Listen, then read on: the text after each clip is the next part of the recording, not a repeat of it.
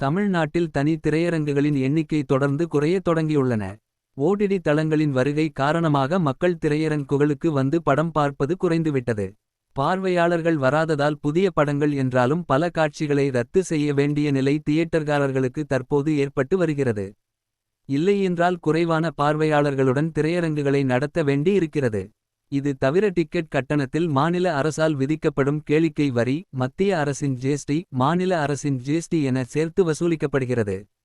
மாநில அரசுக்கான இரட்டை வரியை குறைக்க பலமுறை கோரிக்கை வைத்தும் அதை அரசு கண்டுகொள்ளவில்லை. இது போன்ற பிரச்சினைகளால் தமிழ்நாட்டின் பல பகுதிகளில் திரையரங்குகள் மூடப்பட்டு வருகின்றன என்கிறார்கள். முதலில் சென்னையில் தனித்திரையரங்குகள் மூடப்பட்டு வந்த நிலையில் இப்போது மற்ற மாவட்ட தலைநகரங்களிலும் சிறுநகரங்களிலும் மூடப்பட்டு வருகின்றன. 2018ஆம் ஆண்டில் தமிழ்நாட்டில் 721 தனித்திரையரங்குகள் இருந்தன. இந்த எண்ணிக்கை கடந்த 2021 இல் 636 ஆக குறைந்தது. டிசம்பர் 2024 இல் இந்த எண்ணிக்கை 572 ஆக குறைந்துள்ளது.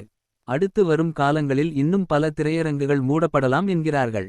தனித்திரையரங்குகள் ஒரு பக்கம் மூடப்பட்டு வந்தாலும் மல்டிபிளெக்ஸ் ஸ்கிரீன்ஸ் எண்ணிக்கை தொடர்ந்து அதிகரித்துக் கொண்டே வருகின்றன. 2018ஆம் ஆண்டு 423 என்ற எண்ணிக்கையில் இருந்த மல்டிபிளெக்ஸ் ஸ்கிரீன்ஸ் 2024ஆம் ஆண்டில் 610 ஆக உயர்ந்துள்ளது. இந்த வருடம் இது இன்னும் அதிகரிக்கலாம் என்கிறார்கள்.